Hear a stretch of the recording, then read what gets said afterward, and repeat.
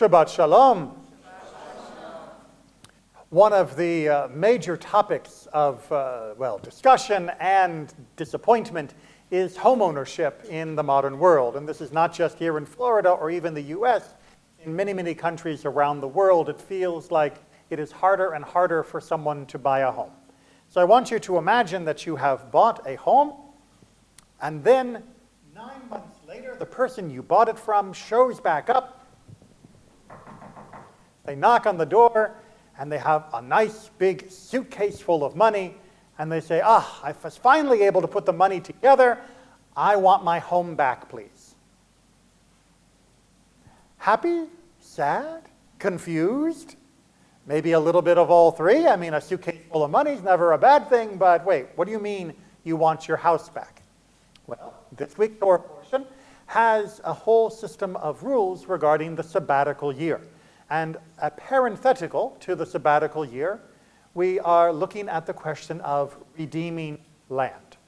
Now, let's go back in time, do the Scooby-Doo transition, all the way back into the ancient world, and imagine that you are a farmer, and you are an especially unlucky farmer. Your farm has had a number of very bad years. Your seed stock has dwindled and dwindled. You have taken out loans. You have been doing everything you could, sold the family cow in order to keep the farm going, and then just one more bad year of locusts, and you're wiped out. What are you going to do? Well, you're going to sell the farm. That's the only thing left to do. You still need to eat, and the only thing you have of worth left is the land that you were given by your family. So you sell the farm to someone else, and they begin farming on it. Maybe they take you on as a hired laborer. Maybe you go to another area to work as a hired laborer, and you work and you toil and you struggle. But in your struggle, you come across, well, some lovely gold nuggets. Wonderful. Finally, things are looking up. And what you want more than anything in the world is your farm back. Well, Judaism allows that. In fact, Judaism commands that the current owner allow you to redeem your property, to redeem that farm. This is part of your inheritance going all the way back to the time of Joshua, and no one can permanently alienate you from that. And so if you have the cash, if you have the amount that the land is worth at that time based upon what you sold it and how many years were left before the Jubilee where it may return to your property no matter what, it's complicated. But if you got the money, they are obligated to allow you to buy it back. Now, you don't get it back for free. You have to pay what the complicated calculation works out to be, but you can get your family farm back.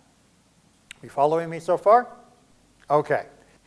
In order to understand why this is so critical, we have to look at what you can't get back. We're going to flip the script a little bit, and now you are an urbanite. Maybe you are a blacksmith, or maybe you're a merchant. You've graduated from that farm times. Maybe you've still got a farm somewhere out in the hills, but you'd rather live in one of those beautiful walled cities. No worry about wild animals coming in while you're asleep. No worry about bandits. No worry about armies. Well, little worry about armies, but more or less you're feeling safe and secure behind those wonderful, sturdy city walls. But like our farmer friend, you fall on hard times. And eventually you too are forced to sell your city house. You are going to go back and live on the family farm, back in the dirt, and you have a stroke of luck. You are able to rebuild your fortune back out there on the farm, and you want to buy back the house that you sold in the city. And it has been 13 months since you sold it. You come back to the door, you knock, and you say, hey, I've got the money back. I want to buy back my house in the city. And the owner of the house can tell you, tough. This is mine now. City property, once it's gone for more than a year, remains the property of whomever has purchased it and is not available for redemption. You can purchase it back if they want to sell, but you have no way of compelling them to sell it for that fair value. It is entirely up to them whether they wish to sell. Family farm, you can redeem. City house, you get 1 year to redeem it. After that, the property title has transferred in perpetuity. What's the difference? Is city property more desirable, and so we want to allow the transfer of property to be more permanent? Is the property in the sticks less desirable, so we let people get it back whenever they feel like it? Adarabba, the opposite, in fact.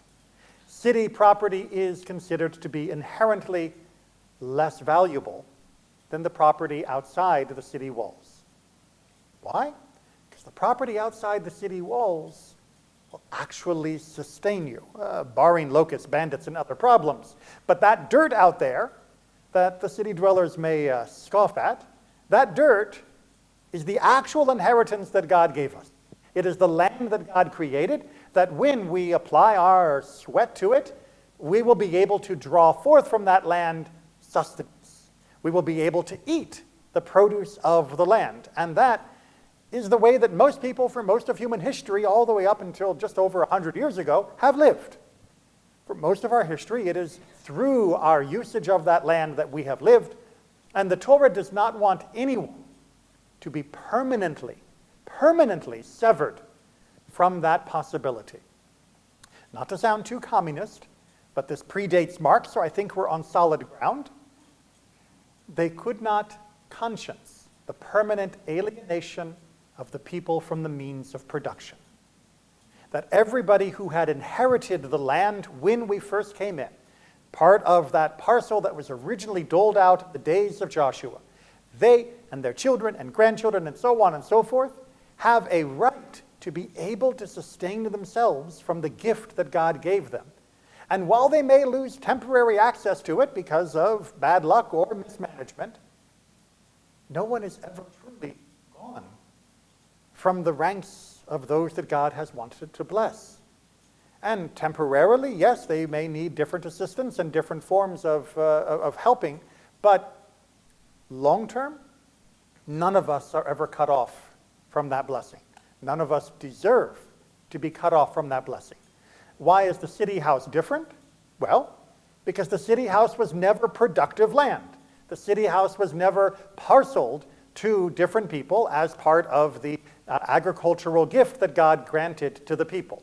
Therefore, the city property, whatever you want. You can buy, sell, it's good, it's not a problem. If you sell your house in the city and you lose it, who cares? It's the land outside that matters. It's the land that you can use to sustain yourself that matters, not your penthouse. And trust me, the penthouses 3,000 years ago weren't all they were cracked up to be. Now, 2026, someone comes and knocks on your door here in Florida. You don't have to open the door. You don't have to let them buy back the house. They can't tell you, oh, 20 years ago this belonged to my father and I've made money and now I want to redeem it. No, it doesn't work like that under American law. And truth be told, it doesn't work that way under Israeli law either, nor under rabbinic law under the current setting that we are in. So, you're probably wondering why I wasted all of your evening talking about law that is no longer operable, that can no longer be taken to the court. Because we have to understand the meaning of this law and what God was trying to teach us by inscribing this in the Torah and embedding it within our community. And while we may not enact the law point by point in our current situation, we are still obligated to see the moral imperative that was interwoven with this legislation. The means of production have changed. People don't make their living off of the land so much anymore, except for a very small number of farmers today. But we still have an issue with people being alienated from their work, unable to find employment that will sustain them, unable to find places where they can live at a reasonable rate. And these are still Torah questions. We may not have the same solution of redemption for the process of restoring a person to that source of self-sufficiency. But by God, we have ways of helping people be self-sufficient if we're willing to use them. We have an obligation to help those in need. We have an obligation to prevent people from becoming somebody in need. And we have an obligation to help those who are in need to rise up and sustain themselves again. These three obligations are embedded in how the Torah describes this interconnected community of the ancient world. And that interconnectedness has not disappeared, even if the particular laws are no longer being used. We still have an obligation, each to each other, to ensure that no one goes without, that everybody is provided for, and that all are able to restore themselves with the assistance of the community to being able to be self-sufficient once more. I know sometimes the Torah can feel a little anachronistic, a little archaic, a little bit like it's from a foreign fantasy world. No dragons, I'm afraid. But the Torah is still speaking to us in our modern circumstances. It still recognizes the same needs for not only housing and sustenance, but for the dignity to know that you are working by yourself to support yourself, that you feel able to thrive within your life and contribute to your community. And we, individuals and as a community, we are still under the obligation to ensure that that remains viable and a vibrant part of our life. Shabbat Shalom.